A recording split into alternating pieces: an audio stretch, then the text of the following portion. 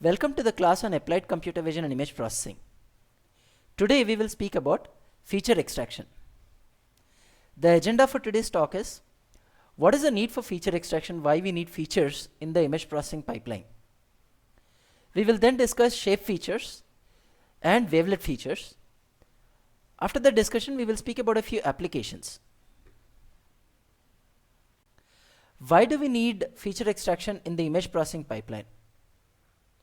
In general, a machine learning framework takes as input labeled data. The labeled data will often comprise of multiple features. So x1, x2, x3, x4, x5 in this table are your features, and the label or the y is the class of these features. So for instance, here the first row has the feature value 0.2815, then you have 0.4258, 0.7761 and so on. These are the values for these features, and the label for these features is 1. And so on and so forth. So you have the third sample here, which has a different set of feature values, and the label is 0. This data is fed as training data to a model, which could be a neural network model, a support vector machine, a logistic regression, or a hidden Markov model. Once the model is built, you deploy the model, you apply other features which are input into the model, and you get a result. So this is what happens at the test time, and this is your training loop. Most machine learning models will take this kind of numeric data as input. However, the images that we get in a computer vision application or an image processing application would typically be made of pixels, and these pixels cannot be input directly to these models. Most machine learning models will require data of this format. There are a few exceptions, like your deep neural networks or autoencoders, and when we get to that, we'll discuss how they internally convert the image into a numeric representation. So for most machine learning models, some conversion of images into numeric values is needed. The other reason why you need features is because images may visually look very similar to each other, but the underlying representation of the images could be very different. So any mathematical operations that you perform, so when you do machine learning, the mathematical operations are performed on the representation of the image. So the mathematical operations will result in completely different values. So for instance, you have two grayscale images here, and these images are represented by a matrix of integers which is ranging from 0 to 255. So if you zoom into this small area of the image, this image has a background which is changing slightly in values. So this is 234, 236, 236, 237, 238 and so on. Whereas this particular image, the background is slightly darker than here. So a human being may not be able to perceive the difference in the image, or for a human being, there's no significant difference in the meaning of the two images. Both images are grayscale. Both images have certain alphabets written on it. And from a perception standpoint, there is no difference, really speaking, between this part of the image and this part of the image. But from a color value or the grayscale value, the differences are significant. So here you have 227, 227, 227, which is different from here. Now if you took this matrix and did some mathematical operation on it, the result would be totally different from taking this matrix and doing a mathematical operation on it. So feature extraction is sometimes done to mitigate the differences, mitigate the effect of these differences.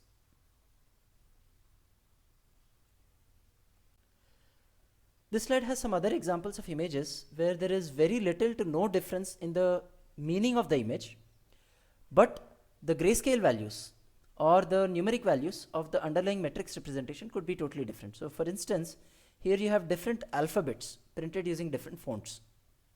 So if I take an image of this alphabet, the pixel values that would be black in color and the pixel values that are white in color will be different from this image.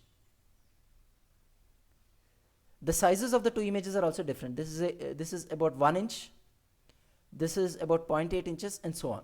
So there are different sizes of the image. So the size of the matrix could be different. The value of the pixels, which are either the foreground pixels or the background pixels, are different in these 5 cases. Here again you will see it's the same alphabet, but it is printed in a slightly lighter font. This is printed in highly dark font, so this is completely black, but this is slightly grayscale in value. So even if all the images are from the same underlying alphabet, for example, there could be differences in fonts, there could be differences in colors, which would lead to the underlying matrix representation being totally different. And when that is different, any operation that you perform on that matrix, on those values, the result of that mathematical operation will also be totally different. So again, you need feature extraction to counter these kinds of changes. We also need to appreciate that many image processing applications require you to identify this meaning. Image processing applications could fall into three broad categories. One is inspection, where you want to identify whether objects are following a specific pattern or not. Location, where you want to get the position of the objects. And recognition, where you try to identify what type of object is in the image. And in all of these three problems, there might be naturally certain inconsistencies in the input, and you might have to ignore these inconsistencies. Now, what do we mean by inconsistencies or blemishes that have to be ignored? So for instance, let's say that you want to develop an image processing algorithm that checks the following. For all these components, it wants to check whether there are proper leads on the component or not. So you want to determine that the resistor should have two leads, one going up like this and the other going down like this. And these capacitors should also have two leads that are connected to them. Now if you notice these transistors, all of the leads are not the same. So this one, all of them have two leads. So there's one lead at the top and the bottom, but the leads are slightly different. So there's one here which is slightly curved.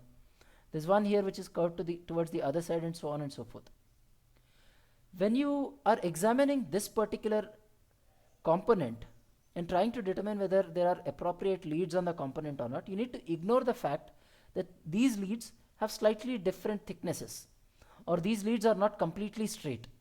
You only have to detect, is there a lead present on either side or not, and there should be no discontinuity. That means the lead should not be broken in between.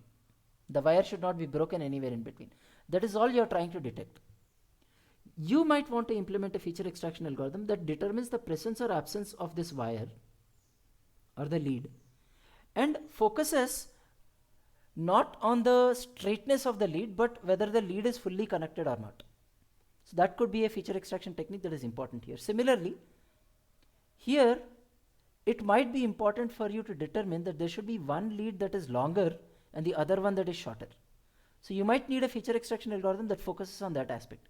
That particular aspect of one being long and the other being short may not be important in the case of a transistor, in the case of a resistor, but it's important in the case of this component. There are many other systems where certain aspects of the image need to be examined more closely and certain aspects need to be ignored. So for example, here we have a disc brake that is mounted on vehicles. Now you can see these holes on the disc brake.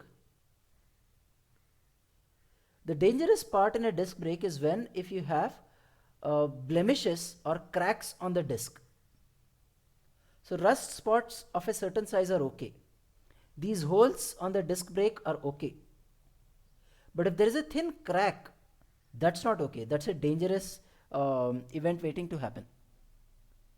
So the feature extraction technique that is designed for this disc brake would need to be such that it ignores these holes, or it ignores rust spots of a certain size. But if the rust becomes a little deeper, or if there is a crack on the disc brake, that needs to be emphasized. So the design specifications for a disc brake could be totally different from the design specification for component analysis, or for that matter design specifications for embroidery. So most of the embroidery these days is actually machine generated. So you have machinery that can take a piece of cloth and stitch this kind of embroidery on it.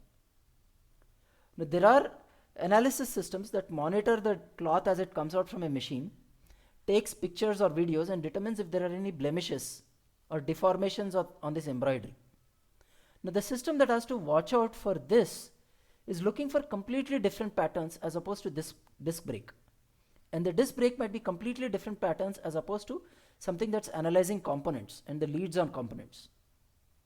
So based on what target application that you're designing, even though it is broadly in the vertical of industrial inspection, you might want different kinds of features that the machine learning system needs to look out for.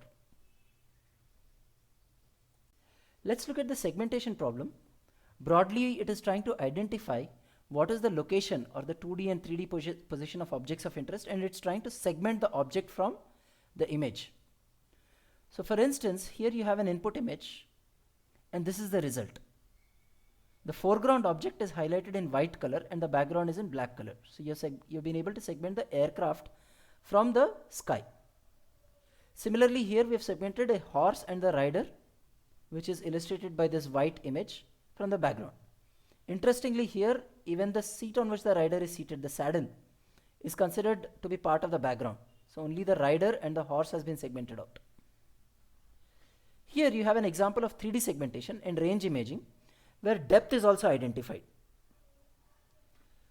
Now in all the three examples, the input is different. The kind of data sets that you're operating on are different and the output is also different. Here, the input is only two-dimensional image. It's a color image. Here, the input could be computer tomography or MR images. So here you would get a stack of images. So you will get multiple images using which you have to estimate the 3D segmentation. While in the third use case, the input can be from depth cameras. So 3D depth is directly being input.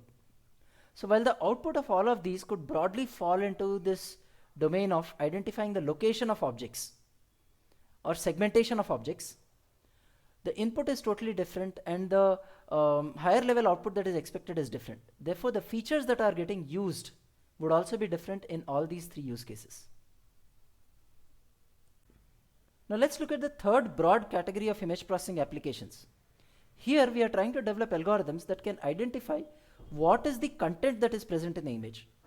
So for example, you have the image annotation problem, where given an input image, we are trying to determine what are the objects that are present in the image. So for example, here the output could be airplane, sky, blue.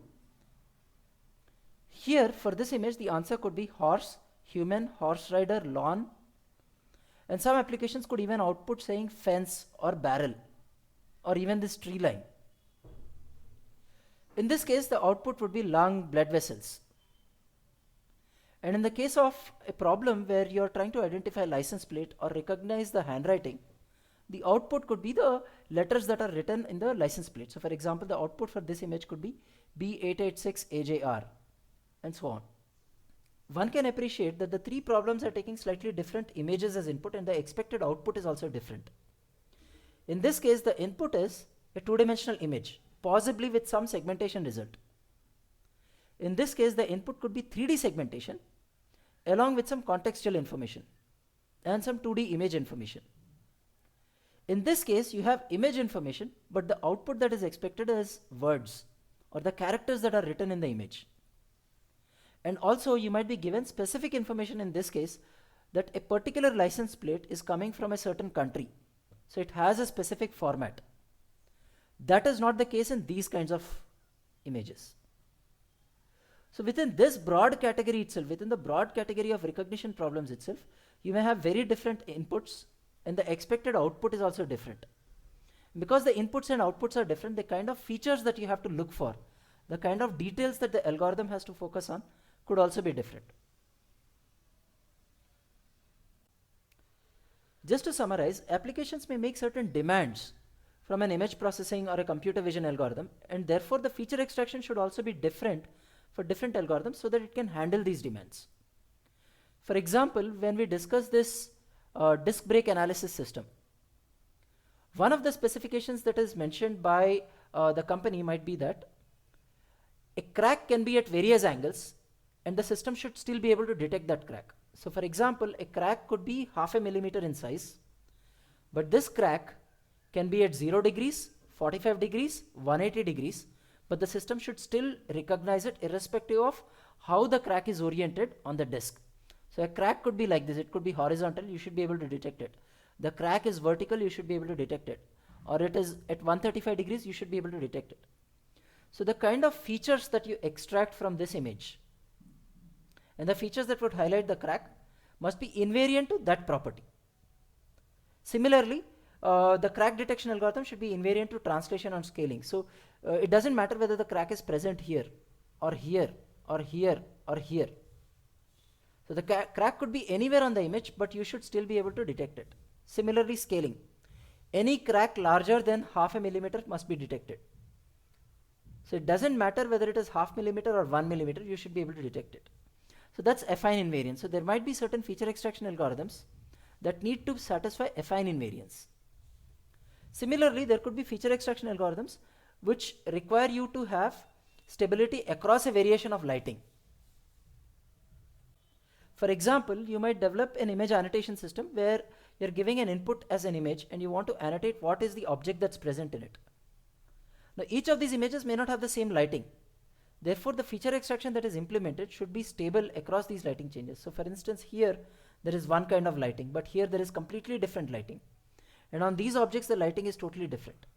So the feature extraction algorithm should be stable across these variations. There could also be applications that require specific semantics to be extracted from an image. So for instance, you might need an application that says what is common across these objects. Now, a human being can easily notice these images and say, hey, all the patterns in these images are polka dot patterns. So you have these dots on a certain background color. However, it could be very difficult for an image processing pipeline or a computer vision pipeline to identify this. So the feature extraction algorithms to do this would also have to be very, very specific and highly specialized for that particular vertical or that particular application. Now that we have established the need for features, let's take a look at what kind of shape features can be extracted from an image. Shape features describe overall object properties. Some of the examples of shape features could be perimeter, the weight, area, the bounding rectangle of the object, convex hulls, concavities, corners in the object, and certain moments that are computed from the shape. These are very easy to compute. Typically, you get one value for every feature for every object. However, shape features make sense only for black and white objects or distinctly separated grayscale objects. So for instance, here you have an image which is black and white. 0 is the background and 1 is the foreground. In this image, you have 6 objects. So you can compute shape features from these 6 objects separately and use them as the features for this image. Here you have 6 grayscale objects. Again, 0 is the background and 1 is the foreground here. The in-between values, which are the grayscale values between 0 to 255, they are also part of the foreground. Let's look at some of the shape features taking this image as an example. The area is just the total count of pixels that are inside the object. So for instance, all of these blue pixels would form the area of this object. The holes would be ignored while computing area. So for instance, this hole would be ignored. Perimeter is the number of pixels in the outer boundary. So this green color lines, these would be the perimeter of this object. The minimum bounding rectangle is the smallest rectangle that can completely contain this object. And the bounding rectangle will have a direction associated with it. So for instance, this bounding rectangle is oriented along this direction. The area of the minimum bounding rectangle can be mentioned as A min, and the perimeter of the minimum bounding rectangle can be written as P min. The perimeter often has the index P and the area can be indexed as A. The length and the width of an object can be taken along the minimum bounding rectangle. So you take the minimum bounding rectangle and the length and width of the rectangle would be the length and width of the object. In some applications, you may consider length and width along the horizontal and the vertical axis. The convex hull is the smallest convex polygon that completely encloses an object. In this example, this has 5 sides. The convex hull has 5 sides, but it may be possible that it has multiple sides, 6, 7, 8, 9, whatever. A few measures that can describe the shape is rectangularity. Rectangularity is area of the object divided by area of the minimum bounding rectangle. Aspect ratio, which is width divided by length of the object. And circularity is area divided by square of the perimeter. Various moments have been defined to describe the shape of an object. The moment is given using this formula, where g x comma y is the grayscale value of a pixel occurring at location x comma y multiplied by x to the power u and y to the power v. and this is summed over the location of the object, the coordinates where the object is located, right? X equal to m1 to m2, y equal to n1 to n2, where m1, m2 and n1, n2 would signify the bounding box of that object. And before you compute moments, typically the object is converted into either a black and white image or a grayscale image with black as the background and white or grayscale value as the foreground. So for instance, this was the object that we were looking at. This object has been converted into this object. If you notice, this is the bounding box of this object. This black rectangle is the bounding box of this object. This covers the object completely. Everything inside it is marked as black except for this object foreground itself. The blue color has been converted into grayscale value and it turns out to be slightly off white. You may also have a situation where moments are computed on a black and white image. So this gray color might be marked as 1 or completely white. Different moments can be constructed by changing these values of u and v. For example, if this were a black and white image, m00 would be the total number of pixels in the object or the area of the object. It's easy to see that because this equation g x comma y multiplied by x to the power u y to the power v would evaluate as g will be 0 where you have black, and if this is a black and white image, all these areas would be 1. Right, so g would become 1 in these areas. X to the power u and y to the power v, because u and v are zeros, would evaluate to ones. So this entire summation would be number of pixels in this object. m1 comma 0 would be sum of the x coordinate values if it's a black and white image. m01 would be sum of the y coordinate values. Moments as defined in this equation are position dependent. For example, let's take a look at these two images. The A, B and these circular objects, the different objects in this image, are identical to these objects. So this big square is the same as this square is the same as this square, and so on.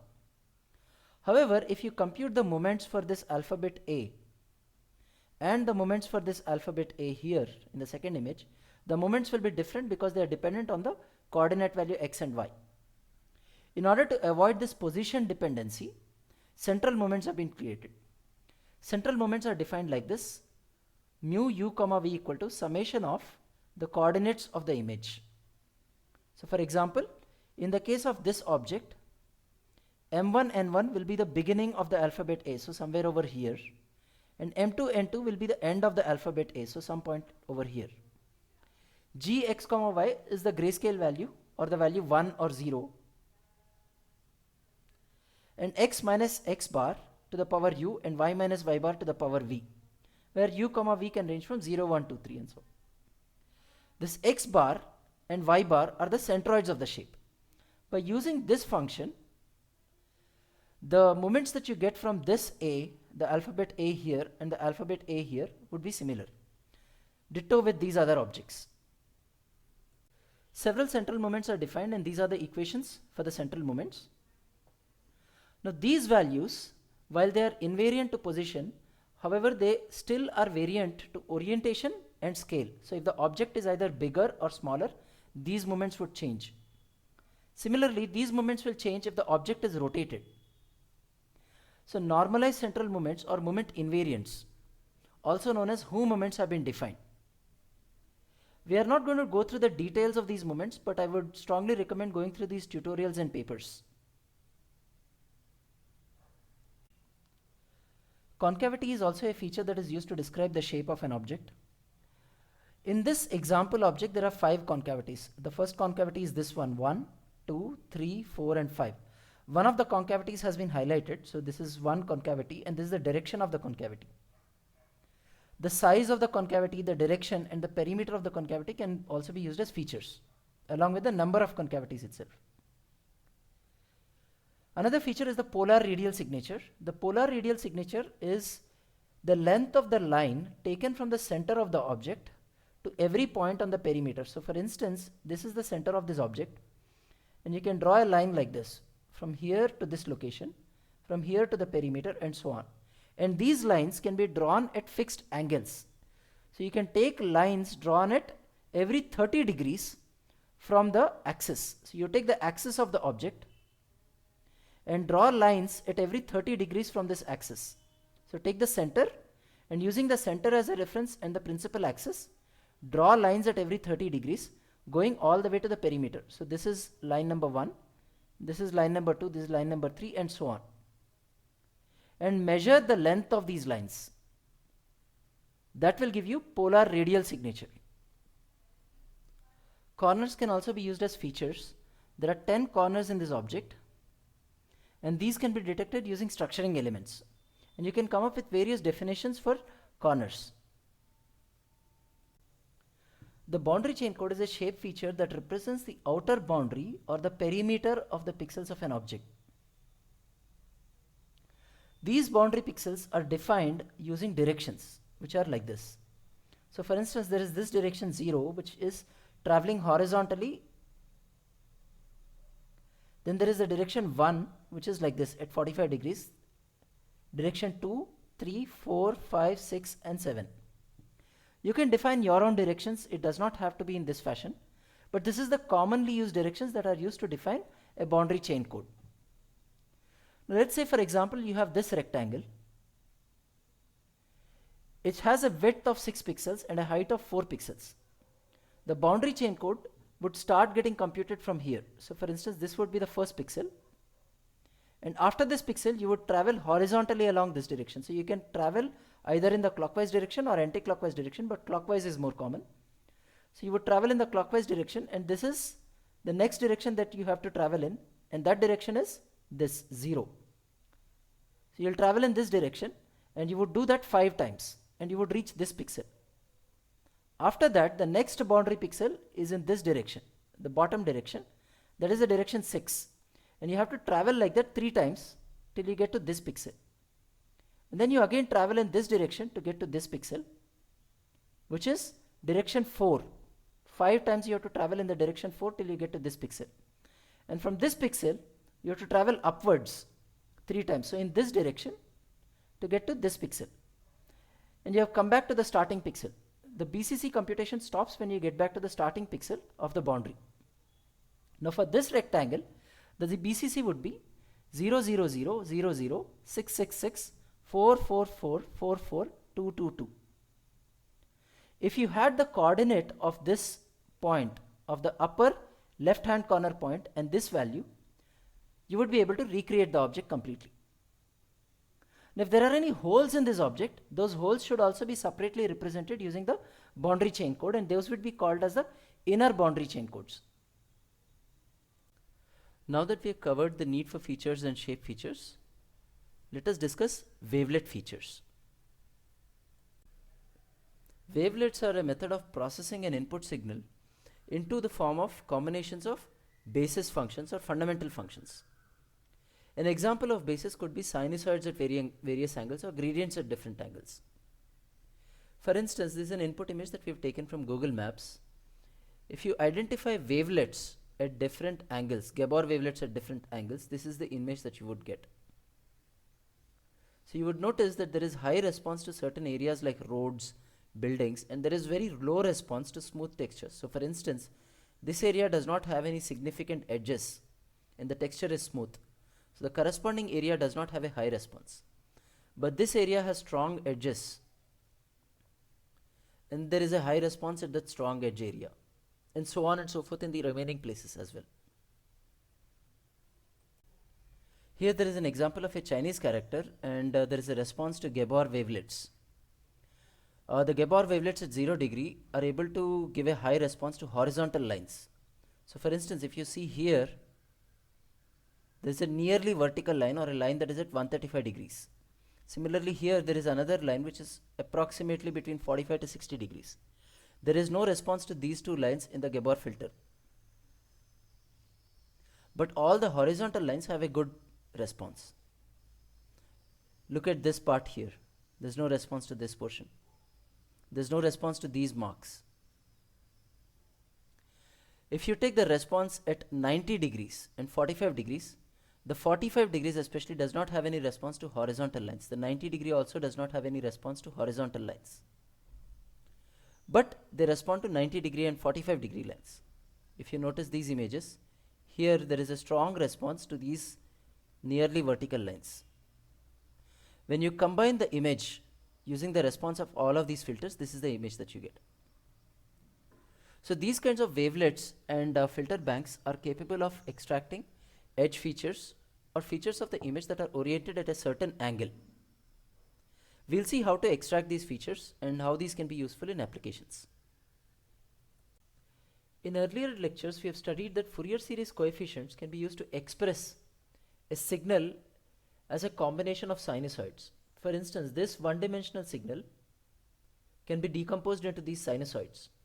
And if you add these 4 sine waves together, you would be able to recreate the original signal. You will get the original signal back. However, one drawback of the Fourier series is that it's not suited for signals that vary over time. If there is a signal whose frequency can change over time, so for instance, these two are chirp signals, and these signals are different over time. These two are completely different. There's one set of frequencies in the beginning of the signal, and these frequencies occur at the end of this signal. The Fourier transform captures the frequencies that are present in the signal, but it does not capture the information of where this particular or at what time this particular frequency has occurred. So if the Fourier transform cannot tell the time at which a specific frequency occurs in the signal, but it can capture all the frequencies in the signal. So if you took these two signals and you computed their Fourier transform, the Fourier transform for both of these signals would look like this. So it's composed of 4 sine waves. So you can figure out, you can completely reconstruct this signal, but you would not be able to say where the frequencies occurred. The short-term Fourier transform allows you to address this problem. In the short-term Fourier transform, you take a sliding window, you take a window of time, and you compute the Fourier transform within that window. So what you end up getting is a graph of this nature, which is called a spectrogram. Within this time window, the Fourier series is applied, so the signal is segmented within this time window, and the signal for this time duration, the Fourier coefficients are computed for this signal and are plotted in this graph. So the y-axis will show the frequency, and each element here will tell you what is the amplitude or what is the intensity of that frequency, and the window will vary over time. For instance, this is the spectrogram for a linear chirp signal. You can see this bright line here. This bright line indicates that the frequency or the dominant frequency is increasing as we move the time window. So for instance, at this point of time, the dominant frequency is 150 Hz. So this frequency has the largest component. And as we go, the frequency increases. The short-term Fourier transform is highly dependent on the window size that has been selected for analysis. For instance, if this is the window size, this blue color window, then this window is of a sufficient time duration that it can capture a reasonably good set of frequencies. So the spectrogram will have enough information of the time and the frequency when you select this to be the window size. But let's say the window size is different. Let's say you selected a really tiny window, like this orange colored window here. While this window would be able to capture variation over the time, you would be able to identify how the frequencies are changing over a time. The window is so small that enough of the frequencies cannot be captured. So you might altogether miss the large frequencies because you cannot analyze them given that the window is so tiny. And let's say you went into the other extreme and you had a really large window, like this green colored window here. You would be able to observe all the frequencies in the signal, but then you will not be able to figure out how the frequencies are changing over time. When it was noticed that the spectrogram that is obtained is highly dependent on the window size, other techniques were explored where multiple sizes or scales of the window could be selected. Can we dynamically change the window size, and what kind of a representation is obtained if we do that? Similarly, instead of moving the window by fixed lengths, right? If you select a window of a specific size and you select the window motion, the window to be moving by specific steps, then you would get a certain kind of a spectrogram.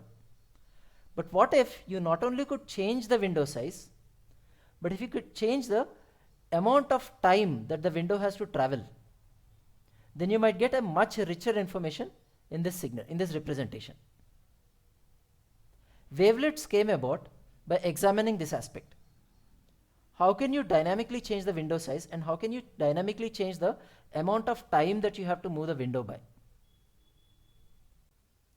Wavelets are formed by modulating two functions with each other, and they are defined such that they have a limited duration and the average value of the signal is 0. So for instance, this is a sinusoid wave modulated with this Gaussian curve, and this is the wavelet that is obtained, and it's called a mortlet. Mathematically it can be represented as such. This represents the sinusoid form and this represents the Gaussian wave. Further, different scales of the wavelet and different translations of the wavelet can be obtained by this function psi a b of t. In this function, a represents the dilation or the scale parameter. So when you change a, the wavelet either increases or decreases in size. So for instance, in these three waveforms, you have set W0, which is this base frequency, to 4.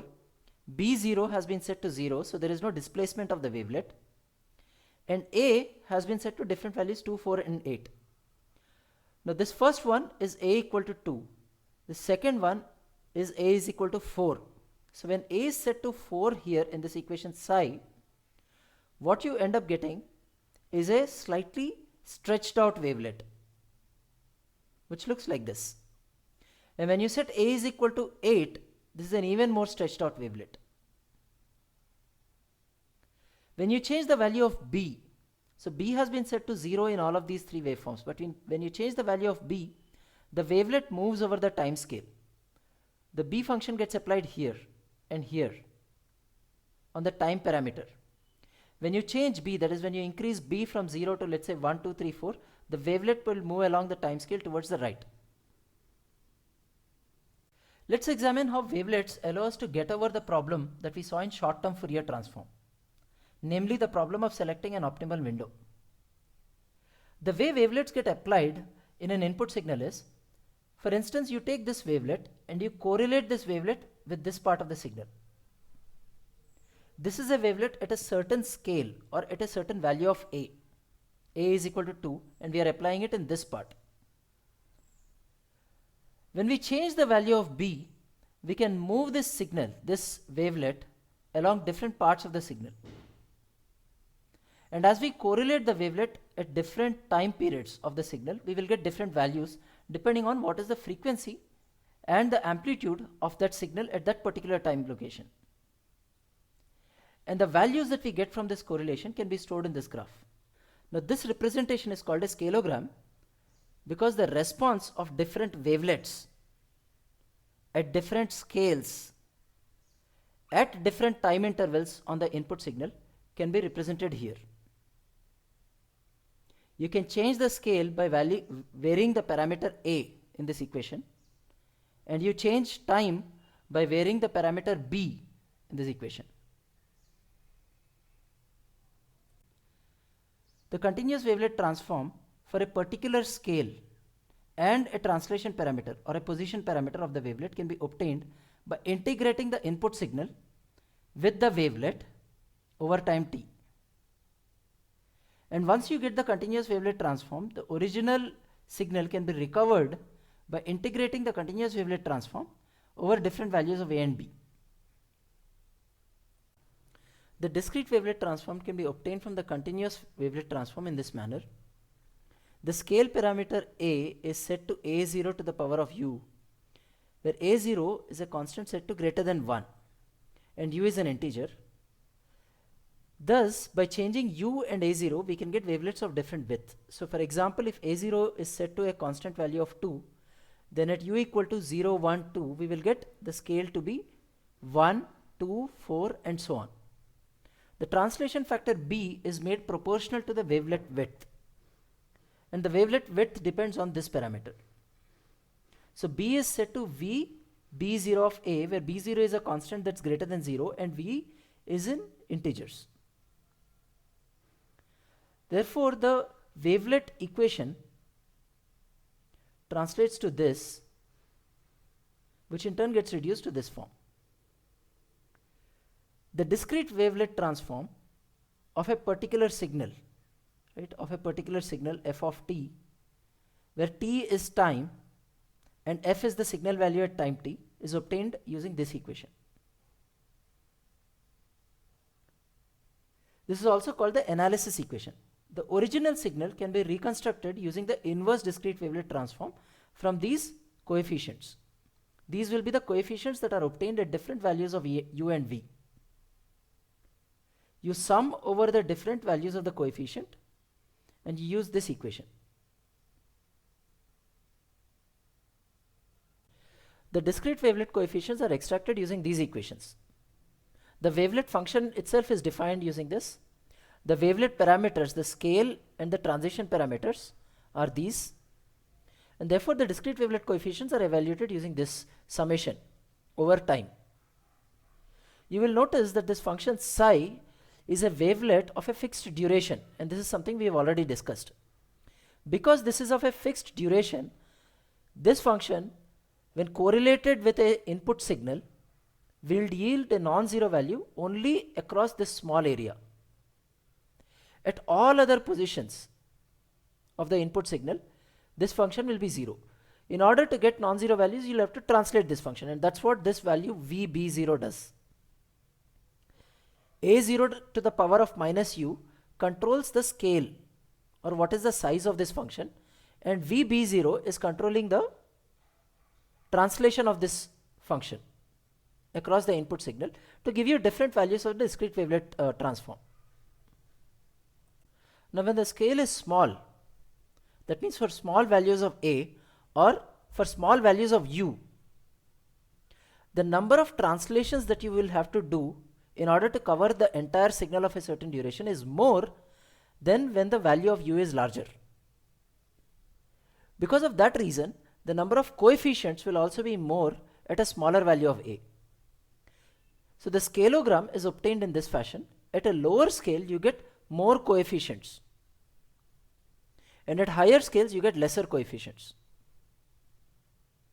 We've seen that the continuous wavelet transform is defined as a modulation of two functions. We've looked at an example of a Mortlet wavelet, which is defined using a combination of a sinusoid and a Gaussian. We've understood the dilation and the scale parameter and the translation and the position parameter, and the functions for the continuous wavelet transform and the inverse continuous wavelet transform. The discrete wavelet transform is obtained in this way. The scale parameter A is said to be equal to a constant raised to the parameter u, where u is an integer value. By changing the values of A0 and u, you can get wavelets of different widths. The translation factor B is made proportional to the wavelet width and is said to be B equal to V B0A, where B0 is a constant. And once you fix B0, you change the value of V to get various translations so that you can move the wavelet across a input signal. The wavelet function itself is defined like this. Psi of u comma v at time t is equal to A0 to the power of minus u by 2, psi of A0 to the power of minus u t minus VB0, where psi is defined in this fashion. In the case of a Mortlet, this is the definition of psi for the Mortlet function. The discrete wavelet transform coefficients are defined using this equation, and this is called the analysis equation. And the original signal can be reconstructed using the inverse discrete wavelet transform, which is defined like this. This is also called as a synthesis equation. And you get one coefficient for every combination of u comma v. By changing this function psi, many different wavelets can be constructed. So for instance, you have Haar wavelets, you have Meyer wavelets, you have the Mortlet wavelets that we've been studying so far, and then you have Dobitius and the Mexican hat wavelets, and these are all obtained by changing the functions that are used here. Multi-resolution analysis was introduced by Mallet in 1989. It was shown that wavelet coefficients at a lower scale, that means at this scale, can be used to generate coefficients at a higher scale. This is limited to certain wavelets like hard, Dobeshius, Koeflet and Simlet that satisfy certain conditions. It was also shown that a large percentage of coefficients that are obtained as a result of discrete wavelet transform can be ignored and the initial signal still recreated. Multi-resolution analysis works in the following way. The scaling function is defined as phi of j comma k of t equal to 2 to the power of j by 2 phi of 2 to the power of j t minus k. And a wavelet function is defined as psi of j comma k t in this manner. Now, given these equations, the scaling function and the wavelet function, the discrete wavelet transform coefficients of a signal f of t can be extracted in the following way.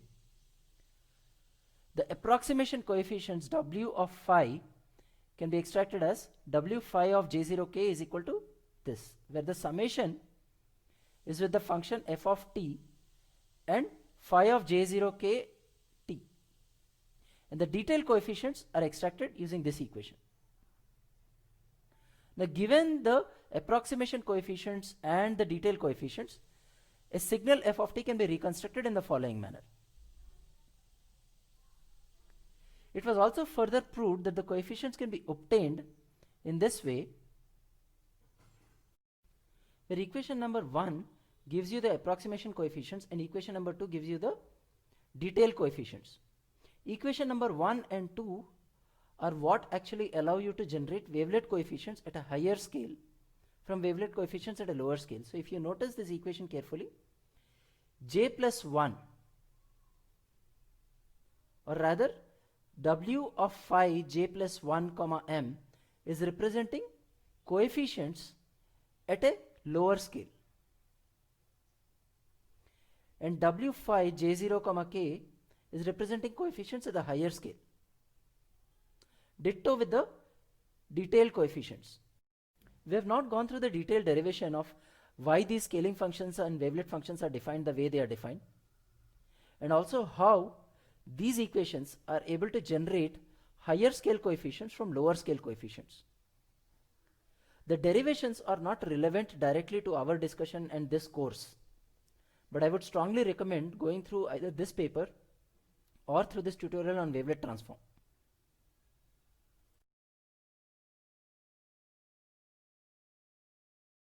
Now that we've defined multi-resolution analysis, let us see how it is implemented in practice. A signal ft is passed through an analysis filter bank to obtain the coefficient w psi and w phi. These are your detailed coefficients and approximate coefficients. These are the values that are stored or transmitted instead of sending this signal. So these are your discrete wavelet transform coefficients. To obtain or recreate the original signal, you pass this through a synthesis filter bank which implements this function, and you get the original signal back. The high pass decomposition filter HD implements this equation, equation number 2, and the low pass decomposition filter implements this equation. Similarly, in the synthesis filter bank, the high pass reconstruction filter implements this portion of the reconstruction equation, and the low pass reconstruction filter implements this part of the reconstruction equation. So let's say you have t number of samples in your input signal f of t. The coefficients that are obtained here will be t by 2 detailed coefficients and t by 2 approximate coefficients. And these are the coefficients that are stored or transmitted in order to recreate this original signal using the synthesis filter bank. In practice, however, several of these coefficients are very small and they can be removed to achieve compression. The same process can be used to obtain coefficients at higher scales. That's the whole purpose actually of the multi-resolution analysis. These equations 1 and 2 show that you can obtain higher scale coefficients using the lower scale coefficients. So for instance, you have input the signal ft here, and like we discussed in the previous slide, it passes through this filter to obtain the detailed coefficients and the approximate coefficients. Now the approximate coefficients are passed through another analysis filter to obtain coefficients at the next scale. Similarly, the coefficients, approximate coefficients at scale 2 are passed through another level of filtering to obtain the detailed coefficients at scale 3 and the approximate coefficients at scale 3. Now these coefficients which are obtained at different scales, so these detailed coefficients and these approximate coefficients are stored or transmitted as part of the signal. So in practice, a cascade of analysis filter banks can be applied to generate detailed and approximate coefficients at various scales. In this particular example, there are total number of samples equal to t, capital T. Number of coefficients that we are obtaining are t by 2, t by 4, t by 8 here, and t by 8 here. So total number of coefficients are t. So you may wonder how we can get compression or efficient representation if the number of samples and the number of coefficients are the same. In practice, several of these coefficients will have numerically very small values, and they can be removed in order to achieve compression during storage or transmission. Another point is that all of these analysis filter banks are identical. Only the number of inputs and outputs are changing. Therefore, it's also possible to implement the analysis filter banks in hardware and achieve high level of speed. In order to recreate the signal, a cascade of synthesis filter banks can be applied to take the coefficients as input and reproduce the original signal. Again, since all the synthesis filter banks are identical, reconstruction can also be done using very fast hardware implementations. By changing the functions phi and psi, that is the scaling function and the wavelet function, different kinds of wavelets can be defined. So for instance, this is the scaling function and the wavelet function for a coeflet filter. And these are the high pass and low pass filters. These represent the decomposition filters, which are defined here, h of phi and h of psi. And these are the reconstruction or the synthesis filters. Similarly, this is the scaling function and the wavelet equation for a Dobeshius wavelet. And these are the coefficients of the filter for the decomposition, and these are the coefficients for reconstruction or synthesis. Note that decomposition is also referred to as analysis and reconstruction is referred to as synthesis. Let us consider a concrete example of an input signal f of t that is having capital T number of samples. This signal is fed to an analysis filter bank that generates W psi of 1. That means these are your detailed coefficients at scale 1, and they look like this. The approximate coefficients at scale 1 are these, which are generated here, and these are passed to another analysis filter bank to generate the detailed coefficients at scale 2, which are like this, and the approximate coefficients at scale 2, which are like this, and these are passed to another analysis filter bank, which generates detailed coefficients at scale 3 and approximate coefficients at scale 3. The detailed coefficients look like this at scale 3, and the approximate coefficients at scale 3 are like this. These four sets of coefficients, the detailed coefficients at scale 1, 2, and 3, and the approximate coefficients at scale 3 are stored or transmitted. Now let's put this together with the synthesis filter banks and see how reconstruction is done. So these four sets of coefficients are what we got at the end of deconstruction or the analysis phase. These four. Now during synthesis or reconstruction, you take W psi of 3 comma k, that is the approximate coefficients at scale 3, and the details coefficient at scale 3, and you pass it through a synthesis filter bank. Right? The detailed coefficients are passed here and the approximate coefficients are passed here. These are combined to obtain your approximate coefficients at scale 2. So you recreate the approximate coefficients at scale 2. Now the approximate coefficients at scale 2 are passed in along with the detailed coefficients at scale 2 to another synthesis filter bank. So the detailed coefficients are passed here. And this combines to give you the approximate coefficients at scale 1. So W psi of 1 comma k is reconstructed here or synthesized here. And the approximate coefficients at scale 1 and the detailed coefficients at scale 1 are passed to a synthesis filter bank to reconstruct the original signal f of t. Let us now look at a few applications that use feature extraction. Wavelets can be used to represent images compactly. Up to 50% compression can be achieved with little or no loss in quality. We've looked at an example of taking a one-dimensional signal and passing it through analysis filter banks to obtain coefficients. In the same way, images having m rows and n columns can be passed through analysis filter banks to obtain various wavelet coefficients, and these wavelet coefficients can be used to represent the images. This is an example of an image that is being passed through a 2D analysis filter bank to obtain the wavelet coefficients. The image is indexed by x comma y. X is along your columns, right? And y is the rows of the image. This filter bank is operating on the x-axis. That means this filter bank is analyzing the signal or the image for the changes along the x. That means it would be able to detect edges that are occurring vertically, because the vertical edges will break a signal as we monitor it along the x-axis. These filter banks process the signal along the y value. So these filters, these two filters, will be sensitive to changes along the vertical axis. That means they will be sensitive to any horizontal edges, because horizontal edges will break a signal as we check it from the vertical. This filter bank will give you the detailed coefficients here and the approximate coefficients here. The detailed coefficients contain variations along the x value, that means the vertical edges. When you pass this through this analysis filter bank, you would get approximate coefficients that are analyzed along the y-axis here. So WDA, so that's this image.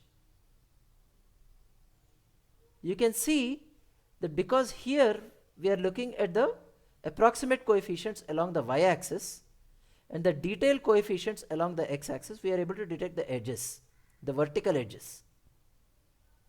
So this set of coefficients WDA will indicate vertical details.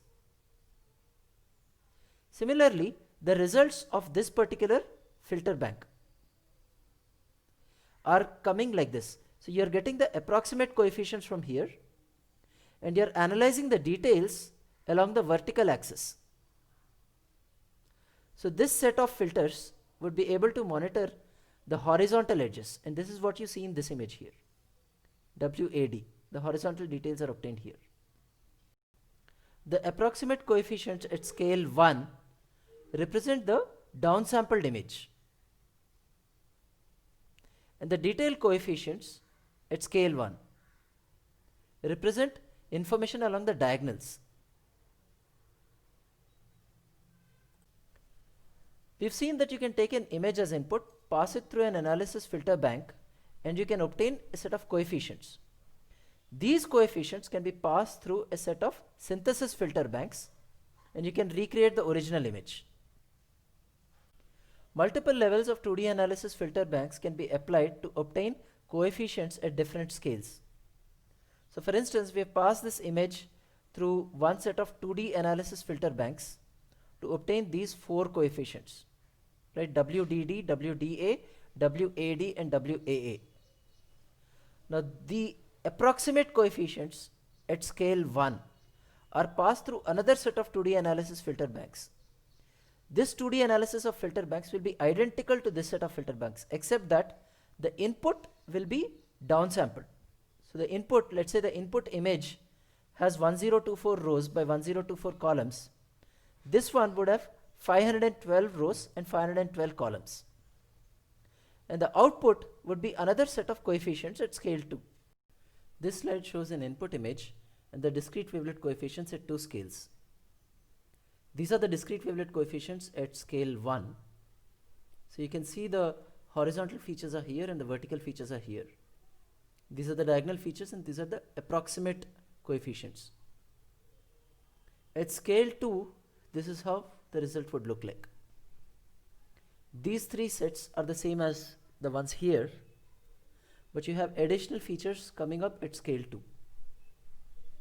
These are the scale 2 horizontal features, and these are the scale 2 vertical features, these are the scale 2 diagonal features, and this is the scale 2 approximate image. This process that we have discussed is a partial decomposition of images. There is also something called full scale decomposition. In a full scale decomposition, each of these images, WAD, WDD and WDA, would also be decomposed into 4 more images. Here we had only WAA getting decomposed into these 4 images, but in full scale decomposition, WAD would also lead to 4 more images, and so on. WDA will have 4 more images, and you'll have 4 more decompositions here as well. For instance, if 3 scales of full scale decomposition were to be performed on this fingerprint, you would get 64 sets of coefficients. And why would this be 64 sets? Scale 1 would give you 4 sets of coefficients. When you decompose this fingerprint and get scale 1 set of coefficients, you will get 4 of those. At scale 2, each of these coefficients will give you 4 more sets of coefficients, and that leads to 16 sets of coefficients. And at scale 3, each of these 16 coefficients would lead to 4 sets of coefficients, and the total that we'll be left with is 64 sets of coefficients. And these 64 coefficients will contain information that is present in these 16 sets and in these 4 sets. So it's not necessary to retain these. You can just keep these sets of coefficients and you would be able to recreate the original fingerprint. These 64 sets of coefficients can be further optimized by dropping the coefficients that have lesser energy than their parents. That process leads us to get this optimized set of coefficients, or an optimized set of features that can better represent this fingerprint. This application of fingerprint analysis using wavelets and obtaining efficient representation of fingerprints is discussed in more detail in Gonzalez example 7.24. It's strongly recommended that you go through this example and understand how the coefficients are retained. We will now briefly discuss a recognition task. For instance, here we have iris images and character images which need to be recognized. In the recognition of an iris image, there's some feature extraction that needs to be performed and image normalization that has to be performed. An iris cannot be recognized as it is. It is first segmented from the eye. So there is an iris localization that is performed. The iris is segmented from the eye, and then you unroll the iris. So for instance, this is the iris that has been unrolled. You can see the eyelashes here, that those are appearing here, and the iris has been unrolled in this fashion. What you see here is towards the center of the iris, this portion. Similarly, images of characters may need to be processed and features extracted from the image before we perform image recognition task. Here, a character has been divided into uniform grids.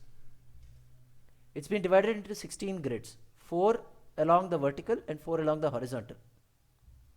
And the division has been made at uniform locations. This is a character division that is made using variable grids.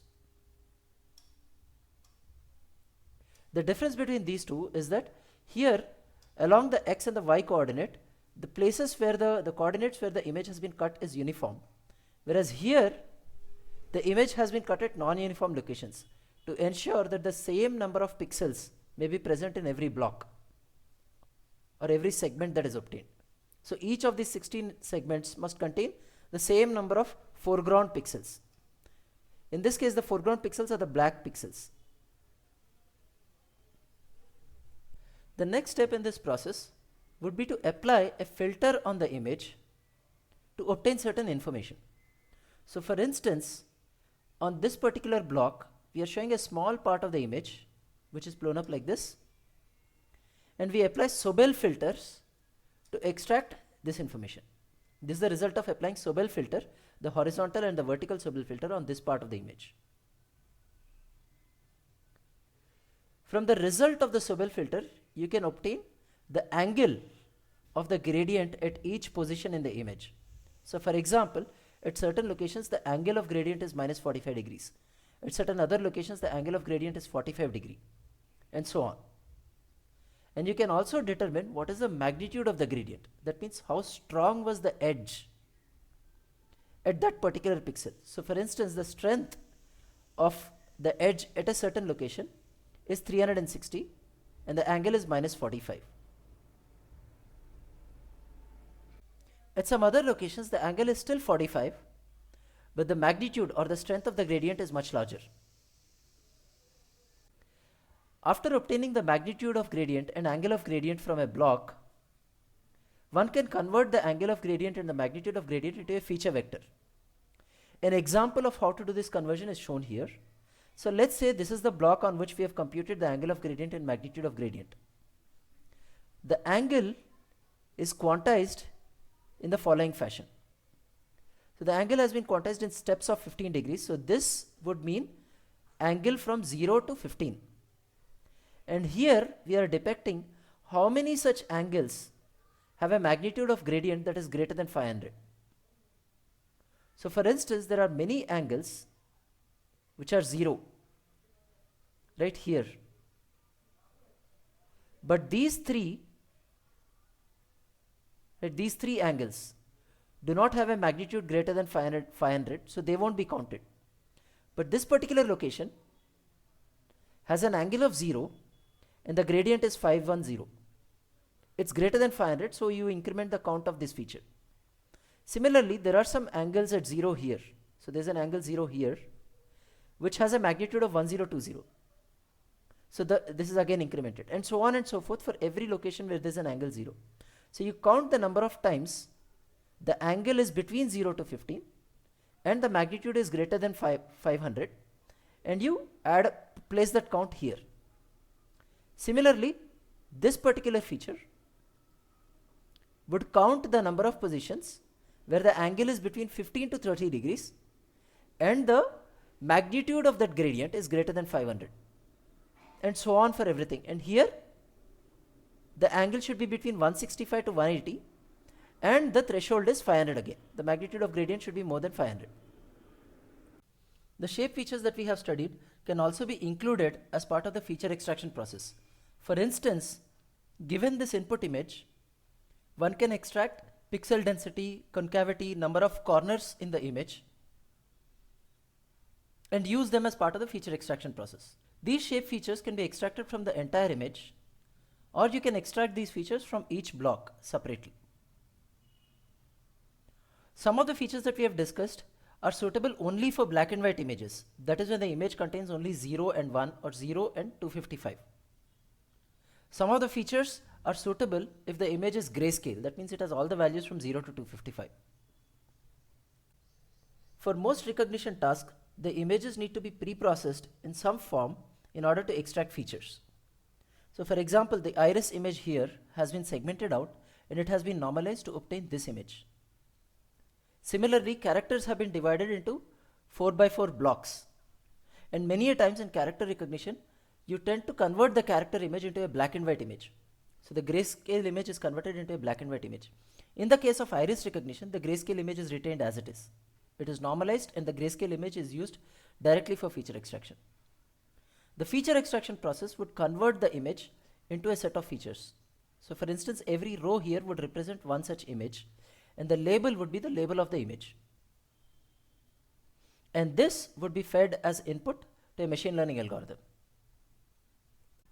Let us look at image comparison using textures. Each of these images are different from each other, but they differ in terms of the fine patterns that are present in them. And the patterns are getting repeated at different scales and at different orientations. So this pattern is at one orientation and this pattern is at a completely different orientation. And if one were to say which image is this closest to, You would have to look at both the orientation, the repetition, and the pattern that is occurring in order to do the comparison effectively. A block with the largest strength may not always represent the texture fully. So the top 3 or 5 blocks and their paths are retained by coerce technique, and these are used as the signatures for the texture. So for example, in this image, the largest strength could be this block, the second largest strength could be this block, and the third largest strength could be this block.